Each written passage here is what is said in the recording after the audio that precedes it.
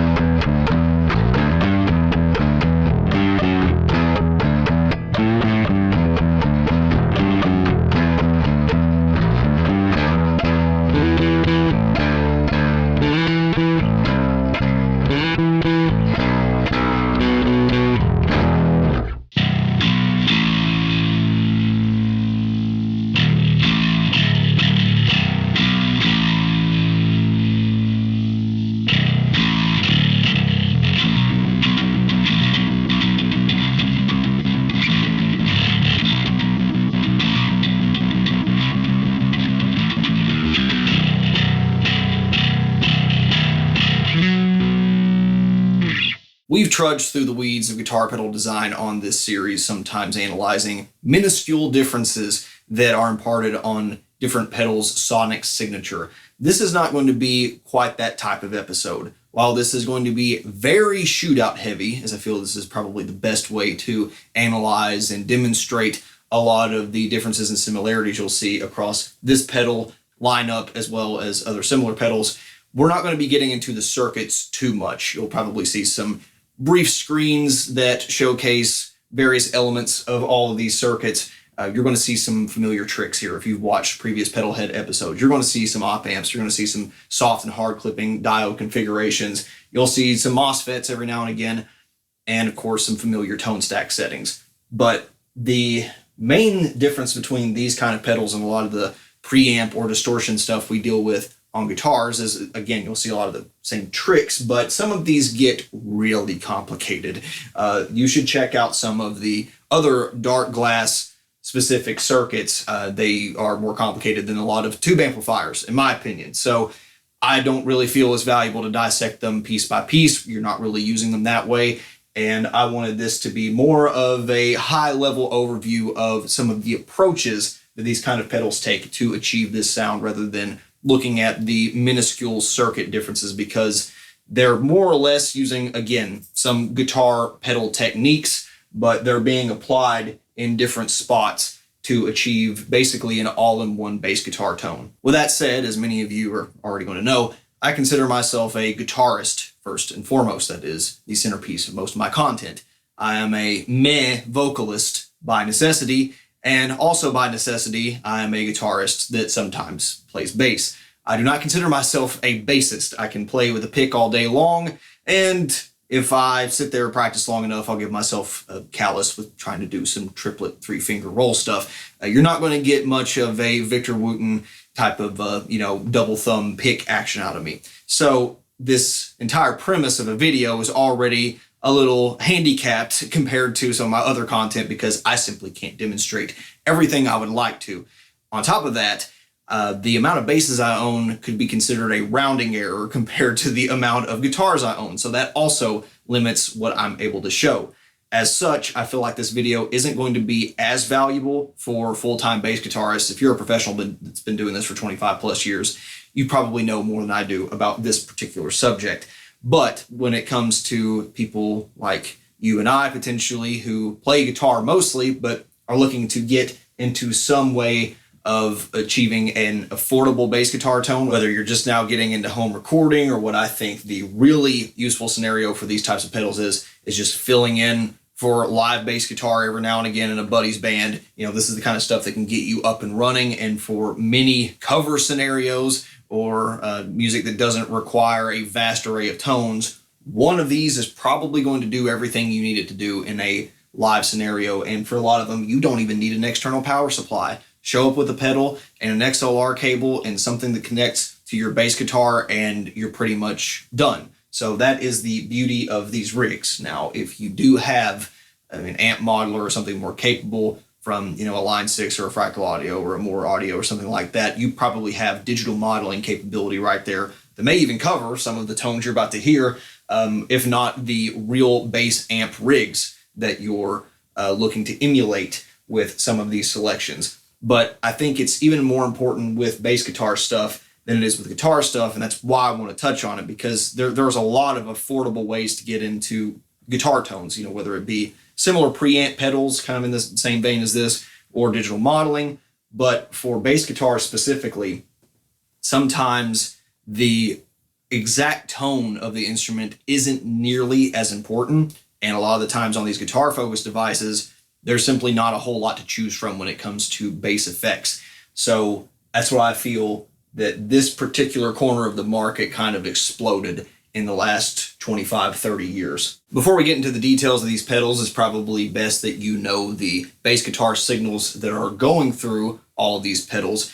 And again, my selection of bass guitars is not the most diverse thing out there, but what is similar about them kind of works for isolating particular variables. And what's different about them actually allows me to get some fairly diverse sounds to play through all of these.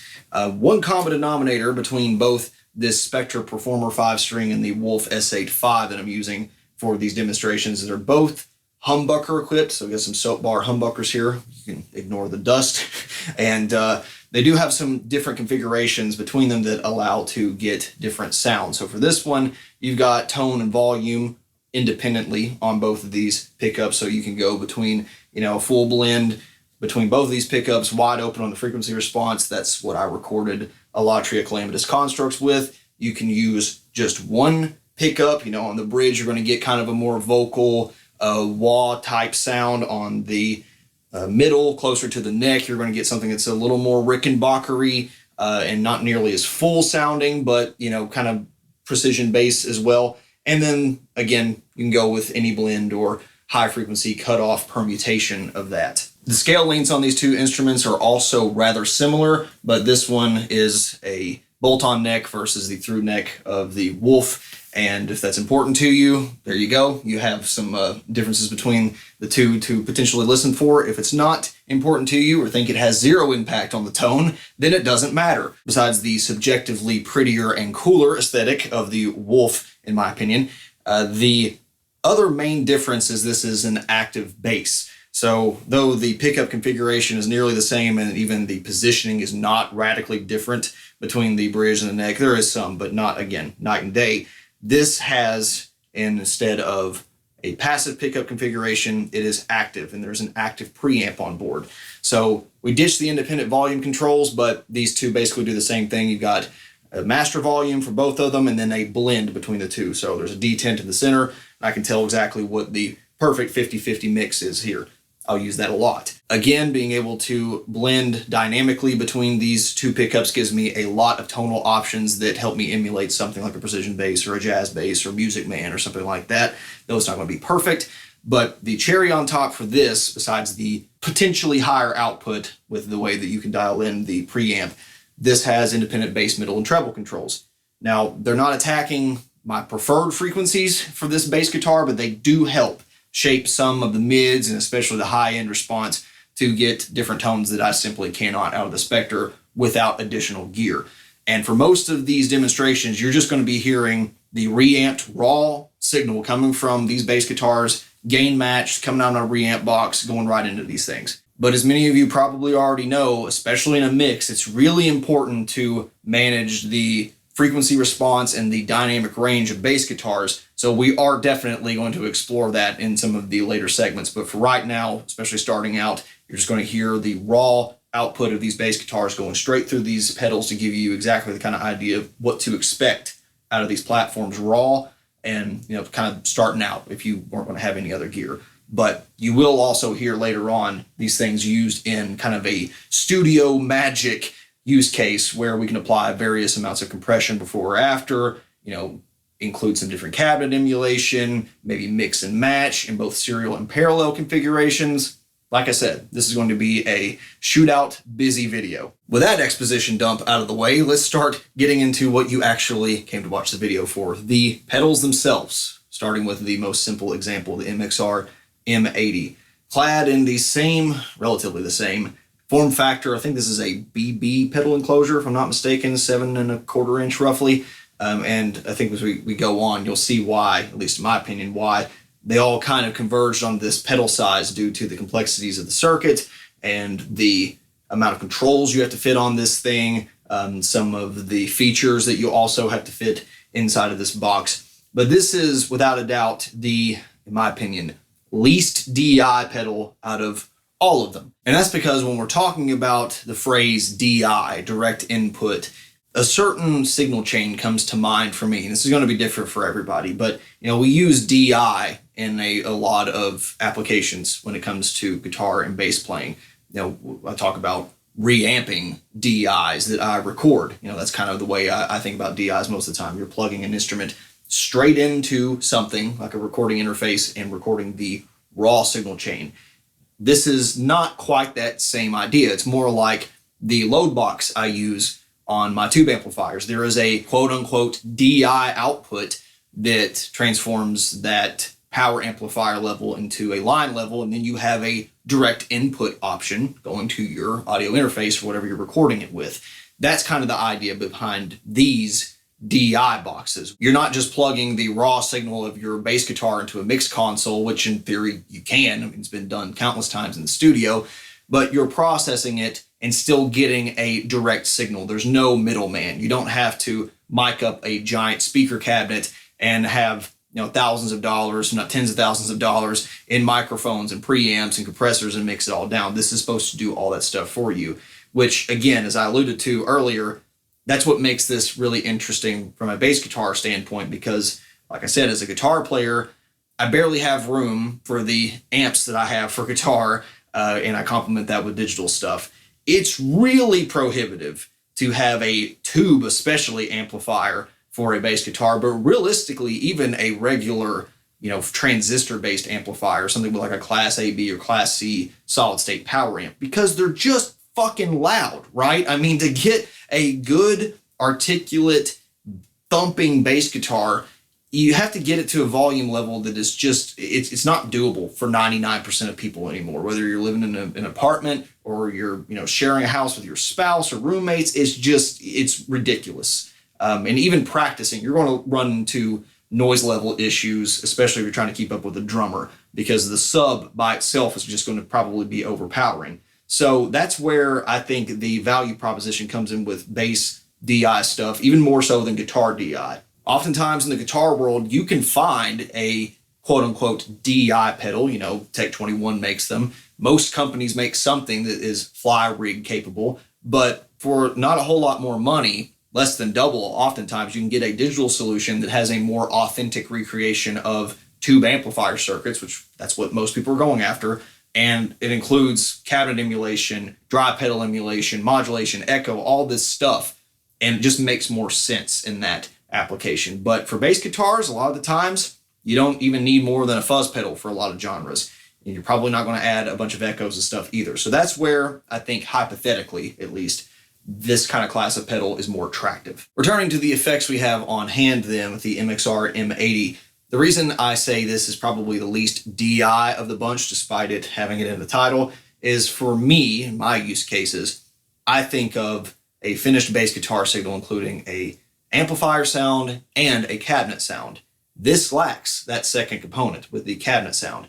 It has a lot of the same hardware that you'll see here in terms of being able to be a DI interface. And one of the things that is fantastic about this pedal and a couple of the other ones is there is an XLR output that can power the entire pedal with phantom power coming in. So you don't even need a 9-volt battery or a separate power supply, which makes this thing very versatile, where you can just show up and you're probably going to have a way to power this thing. In the place of a dedicated cabinet simulation, there is this color switch, which is active on the clean channel, and it kind of scoops out the mids in a way that almost sounds valve state-like with the contour all the way up. But this kind of gives you a bit of speaker resonance sound that does work pretty well on the clean channel and is mostly convincing, gives you a lot of that low-end reinforcement and some top-end bite. That is more reminiscent of something like an 8x10 cabinet powered by a big power amp. On both the clean and distortion channel, you retain use of this bass middle treble tone stack, and on the distortion channel, as you turn up the gain, you're going to hear a character that's not too dissimilar from those hard clipper pedals that we've listened to over the years on this same series. Again, looking at the topology of this pedal, you'll see some very familiar faces when it comes to the gain staging of this. It's just more of it, and different spots or tone shaping different parts of the signal chain before and after that distortion. There is an integrated noise gate into the circuit, which is a decent addition. Most of the time, it doesn't trigger in time for it to be that useful for me. It's not going to clamp down like a Zool or an ISP decimator. And for cable method, you shouldn't expect that, but it is nice to be able to cut off some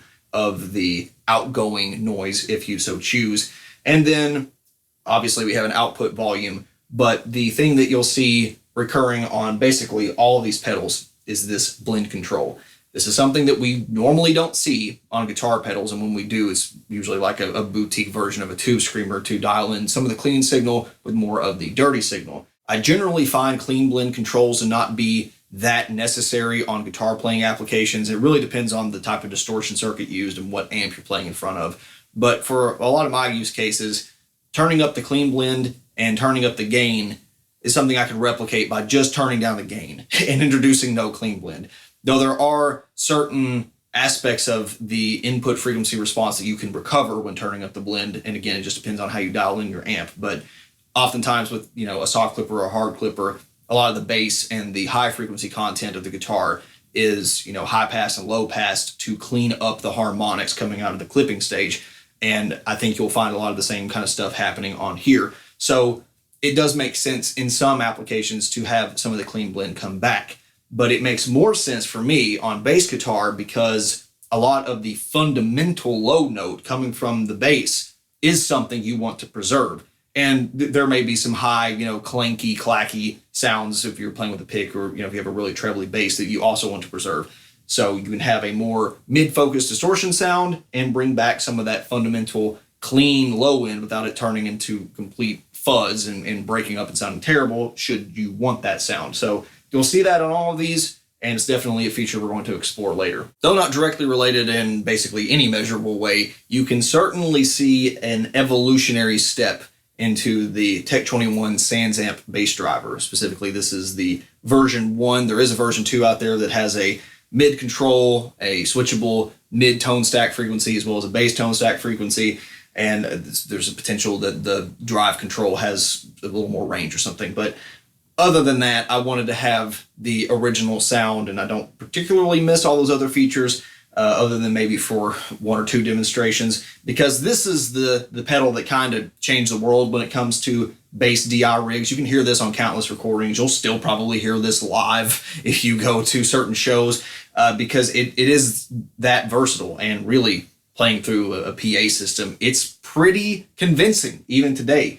It is by no means the most versatile of the bunch here, but for what it was looking to accomplish back when it was first introduced, it's no wonder that it's still become a staple in basically every genre where a bass guitar may want to have, a sort of Ampeg style sound or an even clean solid state amplifier type of sound. The output situation is the same on here with a phantom power option on the XLR connection, but what's really cool is there's a parallel output. Once again, there'll be a later demonstration that will start taking advantage of that. So you could run basically another pedal or even run an onstage amplifier in parallel without having to mic it up, or with the aforementioned pedal setup, you could go parallel out to another pedal, run either stereo or just a biamped mixed down signal directly to the console, and you don't even need a buffer pedal to do it. So that saves you some cost and real estate there. Besides the missing mid control and lack of a noise gate on this, basically all the other staple controls are there,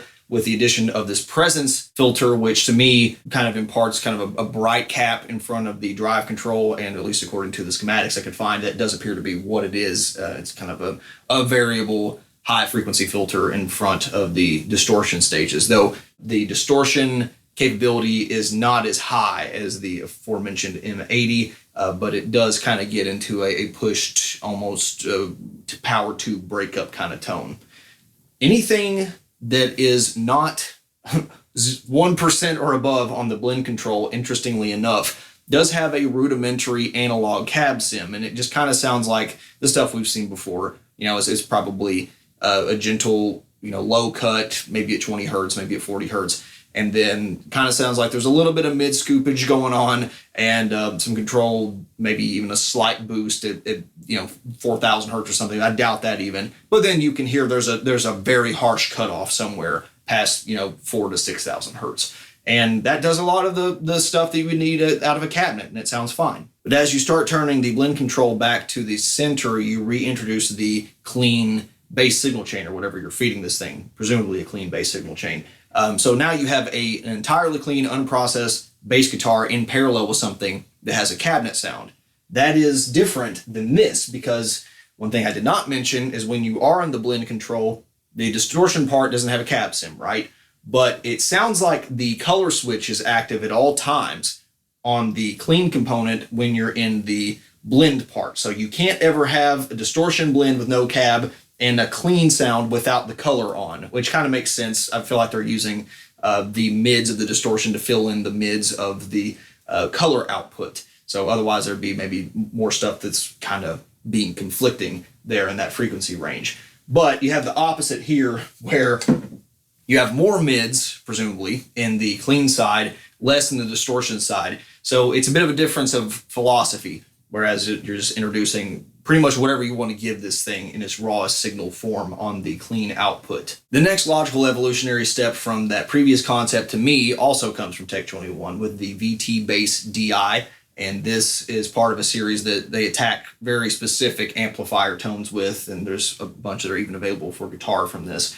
And the name didn't give it away already. This is going after kind of an Ampeg SVT tone, or on the other side of this particular control, the legendary Studio Flip Top, and you can kind of blend between the two. So there's a bunch of things that this adds on top of the staples that you see from the Sansamp bass driver. Again, you got the phantom output, you got the parallel output, you can do all that kind of stuff still.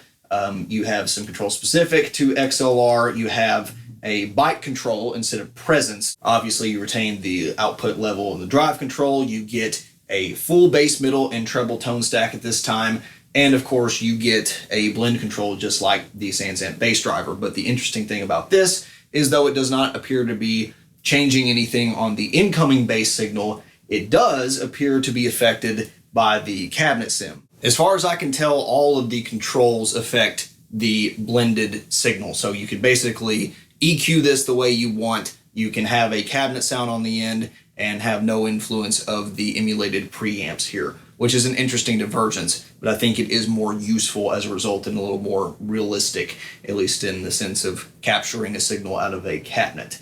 Other than that, you can actually turn on the cabinet sim or off should you choose, which again gives you another layer of versatility, especially in the studio if you wanted to use this as your preamp sound and put it through a cabinet impulse response. It's exactly what I did for one component of the Alatria tone. But in my opinion, especially in a live environment, and if you're not too far above, let's say 9 o'clock on the character control here, something that's, not too clean, but not too far above gritty, I don't think you need really an impulse response. The cab sim does a really good job, and I think it's an even more convincing job than what the Sansamp bass driver does. Of course, I'll let you be the judge of that. The killer feature, of course, here, though, is the character blend, being able to dynamically blend between an SVT sound and a flip-top sound, and those being so different in their distortion characters, the SVT being that full, fat, sludgy kind of tone if you drive the control all the way up here. Otherwise, you just get a clean, big bass tone. And then the flip-top is so much grindier, so much more mid and high focused. And the way the character control works is it kind of sounds like if this is 0-0 in terms of how much the signal is being split between the two, then maybe 10 o'clock is plus 4 dB to the SVT side, minus 4 dB to the flip-top side. And the opposite over here, maybe 2 or 3 o'clock, where it's plus 4 dB to the flip-top, minus 4 dB to the SVT. So it sounds like the more you flip to one, not only does the level turn up in terms of the relative volume from one another, but it's actually getting more high gain, and the other one's getting less high gain, which is brilliant, but it still sounds linear, and it's still very intuitive to use. So the character switch is phenomenal on this thing, and you can get a ton of variations on similar Ampeg sounds as a result. Lastly, channel veterans should remember the Darkglass Alpha Omega Ultra. The Ultra indicating that this has a few more switches and a graphic EQ instead of a parametric EQ versus the regular pedal. This is also, I think, the limited edition version, black instead of like blue. There's a lot of similarities with this pedal compared to the VT and the Sansamp bass driver, but also some very important differences. To me, this is the final evolution, not necessarily final, but it's the kind of, let's forget about an amplifier tone, let's forget about a purely clean tone, let's just do something different. We're not trying to emulate console distortion, we're not trying to emulate amp distortion, let's just make a good distortion and give you the ability to blend and do a lot of things in one box. And that's what I like about this. It's still DI capable in the sense that you have a cab sim you can turn on and off, you have direct output, you have the ability to blend between two different distortion engines, the Alpha and Omega. This also includes a bright switch in the form of the bite button. You have the exact opposite with the growl switch, which adds bass reinforcement prior to the entrance of the distortion circuit. You have your own blend control, independent level drive for the distortion, and besides the master volume, you have low and high shelves, and then 3 more bands of graphic EQ to play with, which gives you way more options, very different options compared to what you have on these pedals, which have more of a bass amp style tone stack. So you can get a lot more extreme sounds in terms of frequency output on this, but you can also emulate those kind of things as well, even though if there is kind of a character baked in to this, even with the cab sim off. With the cab sim on, though, things get really interesting because this is partially a digital pedal, as you can load cabinet impulse responses on here. There's a bunch of default ones you can choose from on Darkglass Suite, but I didn't even know it until I went to check on this. I had a Clawfinger Mesa 4x12 on this the entire time I was recording, and I really like the sound. And if you look at a lot of the default cabinet sounds that come with these pedals, you'll see that's like a blend of 4x10s or 8x10s with a 4x12 cabinet. So this is, a classic studio trick. And I think it really makes sense for the character of Darkglass pedals, is a lot of their artists are going after a more mid-focused or even high mid-focused kind of guitar frequency territory sound with their clanky basses. So it really works for this. Regardless, if you don't like it, again, you can turn it off and use it as a distortion pedal in front of an amplifier. It's got the regular ins and outs for that. You can use this in various ways in the studio. And in that way, this is kind of a DI plus in my mind. It does a little bit of everything, even though it's not necessarily trying to go after one particular bass amp sound. With that comprehensive overview of all these units, let's get into the actual Shootout. One common thread you'll see running through all of these test plans is there'll be 4 different types of DI groups, if you will, where I'm going to be reamping something that's going for a bit more of a clean sound, maybe not entirely clean, but just an edge of breakup or dirt on the initial attack of the bass guitar. Then it'll progress to something that's a little more gritty, maybe bordering on thrash metal bass guitar, still mostly clean, you know, on the spectrum of things, but maybe there's a little bit more breakup on the pick attack or thump. Then we'll get into kind of a proper mid-gain, high-gain. You can start thinking like Motorhead in this scenario, a cranked-up Plexi or JCM 800 levels of drive in the bass guitar world, and then kind of going to go for a full-blown sludge. Maybe not something that is, you know, wall of fuzz and totally inarticulate, but something that would complement stoner rock or an HM2/MT2 in front of a Randall amp, that kind of genre of tone. So we're going to be seeing the deficiencies and strengths of each one of these pedals throughout those different gain ranges. And of course, I'll be playing different, you know, types of riffs and bass lines for each one of these to try to get a better idea of how they handle certain types of playing and note selections. So we're going to start off with the initial no cabinet sim settings. This is going to have no clean blend introduced. This is essentially the raw circuit of this pedal in terms of the distortion and tone shaping without the clean DI being blended back in and with no cabinet tone emulation. Now, that means that throughout this test and future tests, depending on the capability of each one of these pedals, they may not be able to participate at all. With the MXR M80, there is no cabinet simulation whatsoever on the distortion channel. And likewise with the Sansamp bass driver, you can't turn the cab simulation off on the drive channel. So depending on what it's capable of, some of these are going to have to sit out on some tests. But that's kind of the point, to show you what each one is capable of and what the deficiencies and restrictions are. So on the setting side of things, some of them will be obvious depending on what you're hearing. Like I said, no cab sim for this one. Other things was just going to kind of be dialed in to taste, you know, my personal taste. I didn't necessarily try to make them all sound as similar as possible. Kind of defeats the goal. I wanted them to sound like themselves, but sound, you know, in the same ballpark, something I could throw in the same mix while retaining a relatively unique sonic signature. Now that's going to be easier as the distortion levels goes up because you can only do so much with bass middle treble on a clean signal, right? But when it came to the controls that are unique to each pedal, I just kind of decided on a case-by-case basis. Most of the time, the byte switch is going to be pushed in on these two. The presence is going to be, you know, around noon, maybe above, maybe a little bit below on the Sansamp, and, you know, just different tones and different bass DIs called for different settings. So I'm not necessarily going to call them all out, but the ones I will call out are the special circumstances. Later on, we'll get into some different production techniques, but there are some of these that simply would not get high gain enough or not sludgy enough. And in those cases, I'll call out that, hey, I had to boost the DI level going into this thing more than I did the other ones. Maybe I'll show you there's a 6 dB boost in front of, like, say, for instance, the Sansamp later on. So you'll also see any differences that are required there. Otherwise, I didn't go out of my way to change anything. You're hearing the raw sound. So that is the entire point. And with that, let's get started with the no cab sim.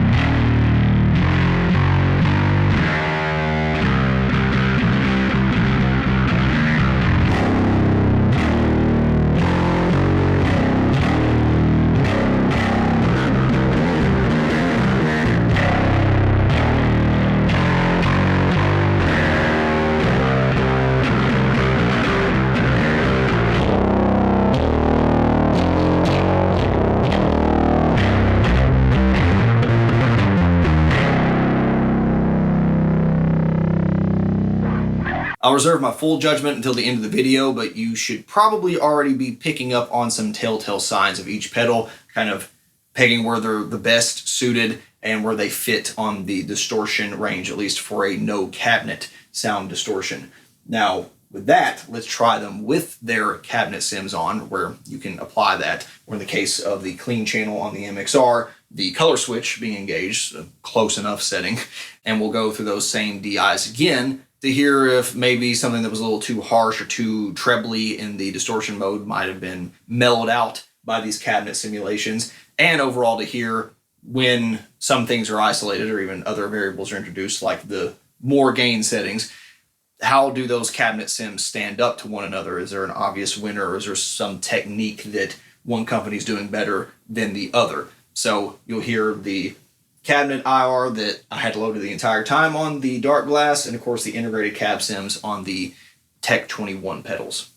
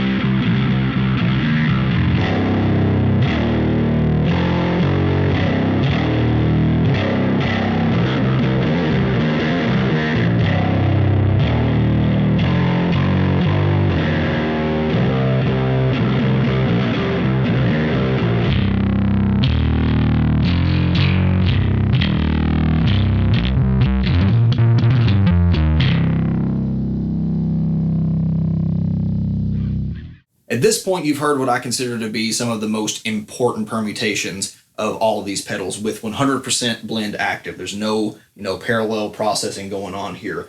And one of those aspects includes the blend of the alpha and omega circuits in this pedal and the SVT and the flip-top circuits in this pedal. So at this point, I'm going to kind of ditch the whole 100% alpha, 100% omega, somewhere in between settings, and just going to go for a blend on both of these because, spoiler alert for the end of the video, I think that the strengths of these pedals are in the blend, in the character switch, or the character control rather, and the alpha omega control, because whatever great sound you're getting out of 100%, one or the other, there is a better sound, in my opinion, somewhere in between. And there's definitely places where I want to favor alpha on one sound and favor omega on the other sound. But there's basically not one sound where I think 100% sounded the best.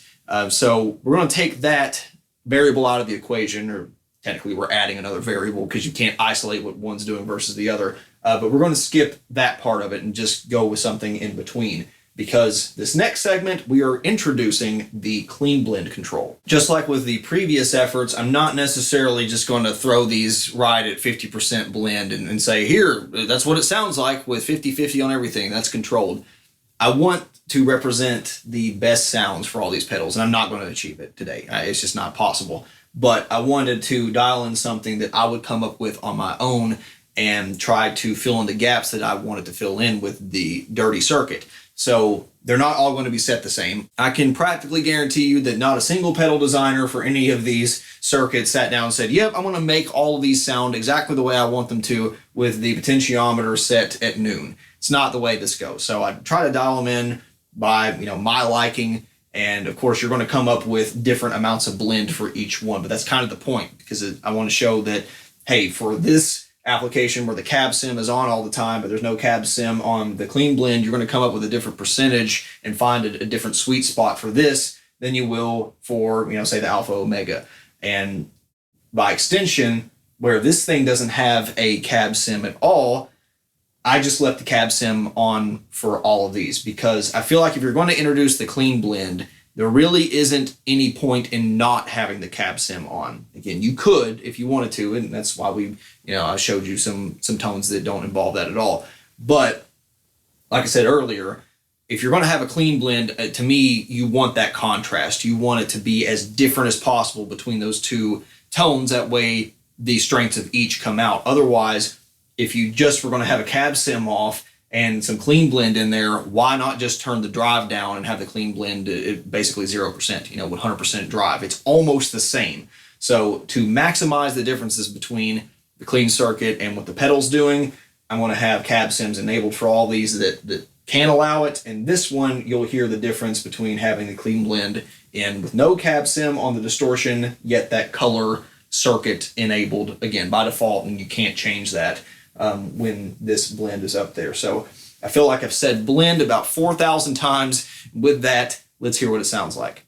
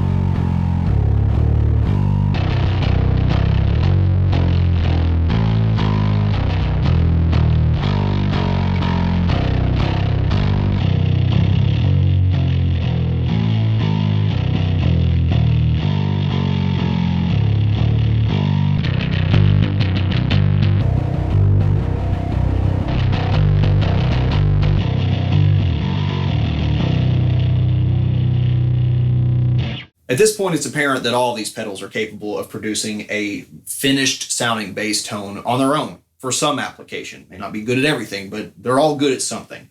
But they all have the I/O to connect to other devices, and even some of them have I/O to connect in parallel. But it really makes sense to me to connect some of these to each other, and that's exactly what we're going to do in this next segment. So where it makes sense, we're going to put, let's say, the MXR M80 in front of the VT bass and in front of the Sansamp bass driver, as well as the Alpha Omega in front of the VT bass and Sansamp bass driver. The reason I chose that order, one, the MXR M80 makes perfect sense as a distortion pedal because it's a distortion pedal. It doesn't have a cab sim, so you can use it as a preamp or distortion and stack it in front of a real amplifier. That's what a lot of bass players do. The real amplifier in this type of scenario, it doesn't exist because I don't have one. Could put it in front of digital modeling, but I said, what the hell? The VT bass sounds so good that we might as well use that as the preamp emulation. So just for fun, I decided, let's use a cabinet impulse response for this one and get a little bit more of a realistic type of cabinet sound. That way you got the best of both worlds. You can still hear what this thing does, how it reacts to external distortion or boost, but you kind of get to hear what a real amplifier might sound like pushed with these pedals. Likewise, for the Sansamp bass driver, it serves a similar role as the VT bass in a rig, but you can't turn the cab hour off. So I'm not going to, but this also gives you what I consider to be the worst case scenario, where I, at this point, want to say that I think the cab sim is superior on this, but you can still get some comparable tones even with this cab sim on. So that's why I chose those settings. The Alpha Omega, of course I could have used it as the amplifier in this rig, but with its distortion character not being very amp-like in my opinion. I mean, it can be, but this whole setup is just so different compared to a traditional tube amp. It's more like a distortion building block in my opinion. So the cab obviously helps tremendously with kind of selling it as an amp distortion, but I feel like given the I/O choices, and you're going to definitely have to power it off of a 9-volt power supply anyway, it makes sense to try it here. So let's see how these guys pair with one another.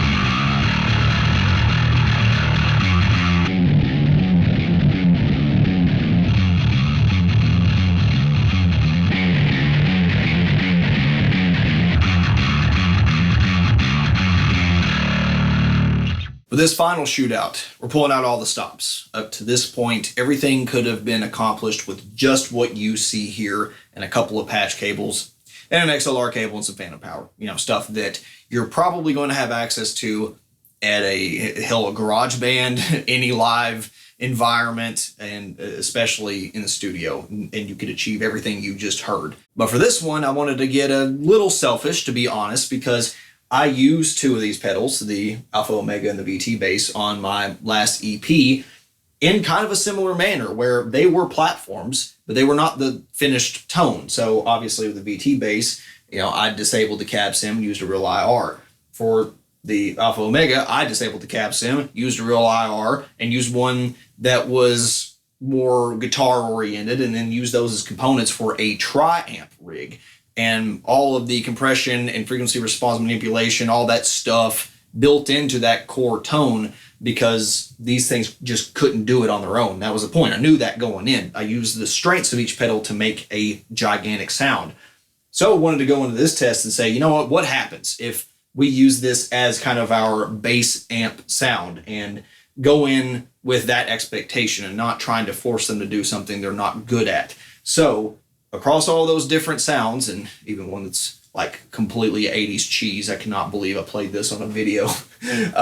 But with each different variation in tone, I wanted to see what these sounded like with various stages of compression, EQ, you know, the noise gates. And for the last demonstration, I want to go one step further and essentially virtually biamp these, because some of the tones I want simply are not possible to attain with one instance of this pedal, because what I generally do and what plenty of bass players do is have a low component to the sound, where maybe it's less distorted, could still be fat and compressed, but less distorted. And then the high component is way more distorted, but they have some crossover frequency, where the high component's maybe only focusing on, let's say, 300 hertz and up, and the low component is, you know, focusing on 300 hertz and down. And that's what we're going to do. And you'll see, you know, the various filters and stuff I have applied to make that happen. And what I actually did during the recording of these is have that high pass, low pass filter on the bass guitar itself. So the DI was providing that,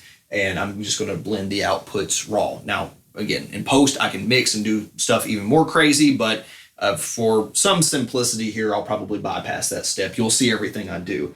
Then, for the cherry on top, because I wanted to know what happens if you were to implement this in a real pedal rig. You know, I'm not going to go out and buy two of these to do this. I'll just use the damn character and blend control and just get close enough. What would happen if I put these two in parallel, or I put these two in parallel, or I put that guy in parallel, or, you know, so on and so forth. So between the previous serial drive pedal test and this final biamp, potentially biamped test, we should get a pretty good idea of what makes sense to buy standalone, what makes sense to buy as a pair if you're going to use it that way, and maybe what makes sense to skip entirely.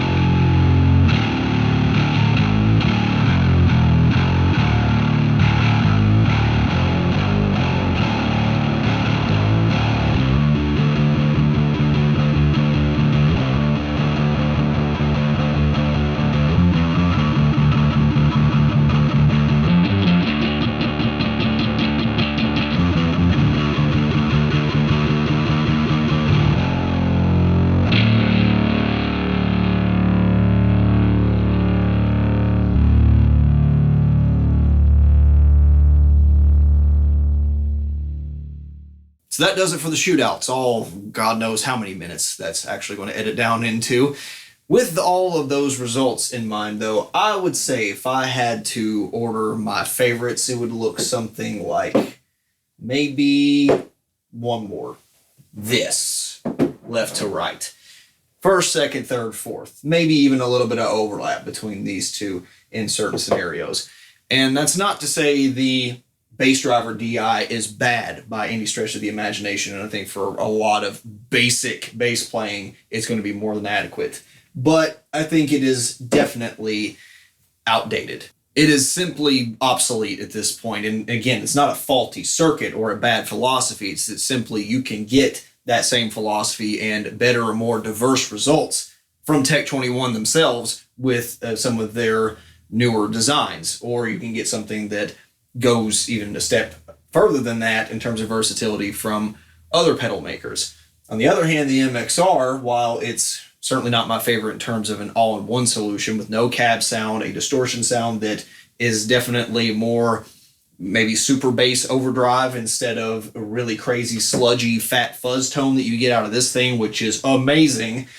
This still holds its own in terms of a drive pedal, and it's not something that you just throw by the wayside if you do attain one of these, because you can still use it sometimes in front, and it works great for certain genres. I suppose this ranking order shouldn't be too much of a shock to me, as I discovered during bass recording for my last musical project that these two just pair wonderfully together. But I didn't get to explore the full tonal capabilities of the VT bass because I just wanted an analog engine for the slight amount of grit and distortion I had on the low component.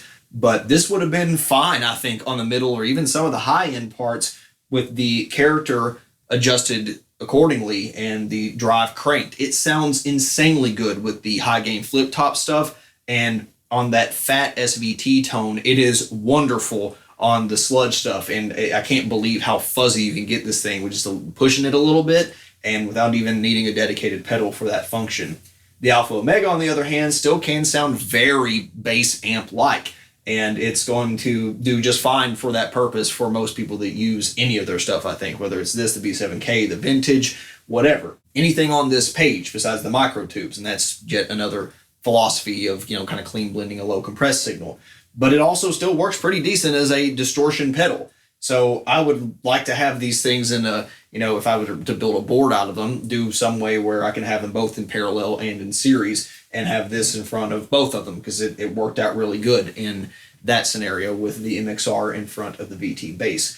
The Sansamp bass driver, it simply doesn't have enough gain, and maybe, again, they rectified some of that stuff with the V2, but even when you do start pushing enough signal up front, it doesn't compress enough, and you can still see a lot of the transients, and it just doesn't sound tube-like. It's very quacky once you start getting too high into the drive range, and that's why I say, for country, southern rock, most dad rock, this will be fine, but again, they've kind of eclipsed its capability with their later pedals, and really any of these Sansamp line, like the XB driver or the Geddy Lee signature stuff, it just runs circles around this thing. And there's really no case where, even in the parallel signal paths, I thought, yeah, that one is definitely superior. Low end, high end, whatever, I would have preferred to have any one of these other components to run those with.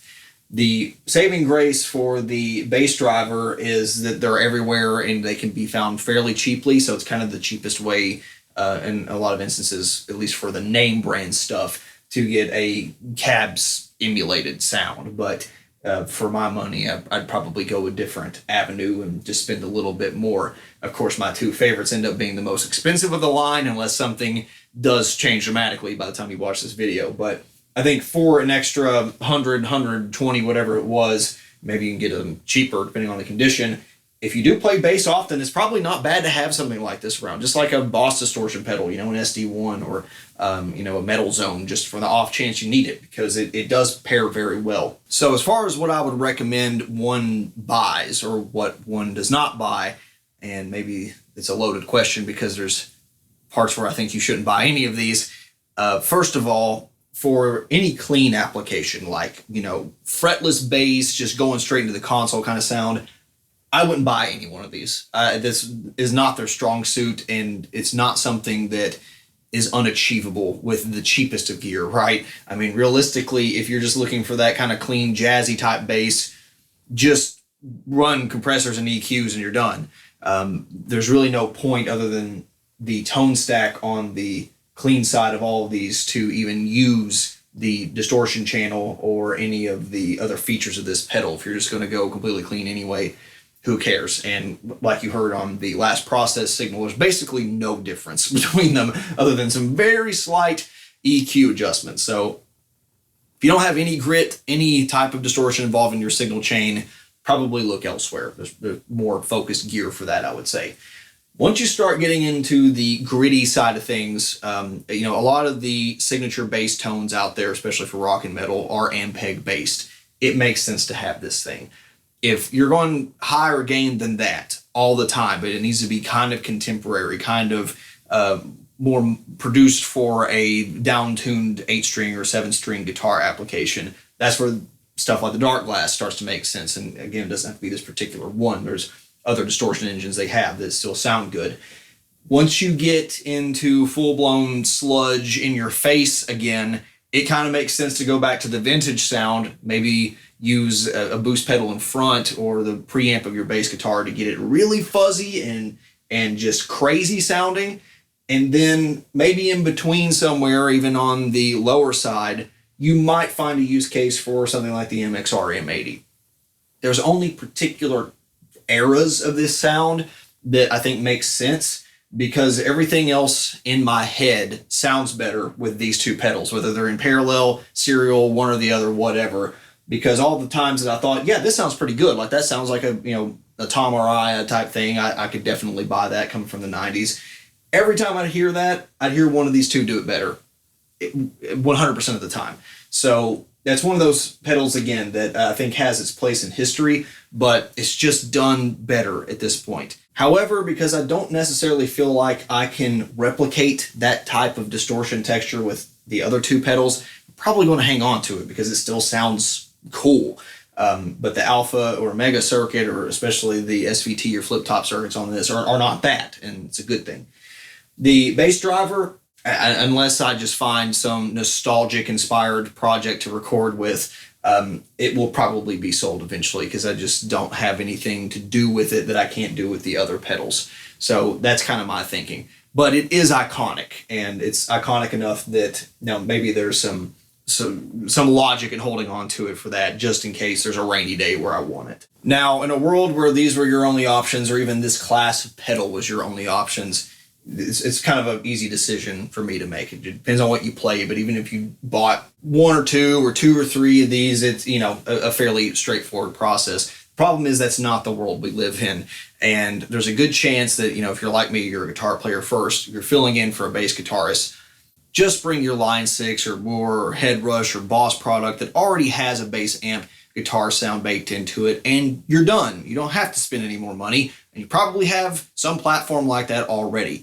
The only thing that's going to bite you is if maybe there's not some particular type of fuzz you're looking for, a specific distortion sound, or maybe you're not an Ampeg or Mesa Boogie guy. But for me, I'm going to grab my FM9, go to the couple patches I've made, and if that doesn't work, I'm just going to start from scratch with a Darkglass pedal in front of an Ampeg, or maybe even in parallel with the Mesa Boogie strategy stuff, put on some, cabinet IRs that make sense, some compression EQ, I'm done. I would never consider putting together a standalone rig with these things outside of the studio. That's really all I would use them for. But if you're starting from scratch, you don't have, any digital amp modeling, or simply you are pedal guy only, you've got amp platforms that make sense to pair it with, maybe you have a real tube or solid state bass amplifier you want to play with this kind of stuff with, then that's where it makes sense to go with the Alpha Omega for your distortion, or the M80 for your distortion. And if for some reason you're not allowed to bring that to a venue, or you have travel issues, it weighs too much, it's too much money to carry around a state or even a country, then yeah, one of these for what? I think these are going for less than $250 now. Total no-brainer. That's where I can recommend them. Would I spend a whole lot of money routing these in parallel and different serial options and throwing together a standalone pedal board to make them work when we live in the digital age. Probably not, especially for the studio. But they're fun nonetheless, and there is something to be said of just being able to sit down, plug an instrument in, and get a sound out of it. But then you've got stuff like the amp plugs and all these headphone amplifiers that kind of do that as well. So then you're left with what am I doing besides spending more money on pedals that I'll probably use once. So ultimately, the decision's up to you. I think it's a great class of product, and it makes sense. But I'll keep going back to my recommendations of keep investing in the amp modeling future. And if you have other stuff that you have to pair with this in terms of bass effects, then yeah, it probably makes sense. But for most of us guitarists, you probably got all the tools you'll ever need. Just learn how to use them. With that, the next time we return to Pedalhead, it will most certainly be through a guitarist's lens once again, but looking at some circuits that are a little different, maybe familiar, but there's something extreme about them. There's something different that most other ones don't do, or they're combining a ton of aspects of different designs into one chassis. So I look forward to that. There'll probably be another 6 months to a year, but you know how long these things take, so it is what it is. Any other comments or questions, please leave them down below. We'll see you next time. Bye.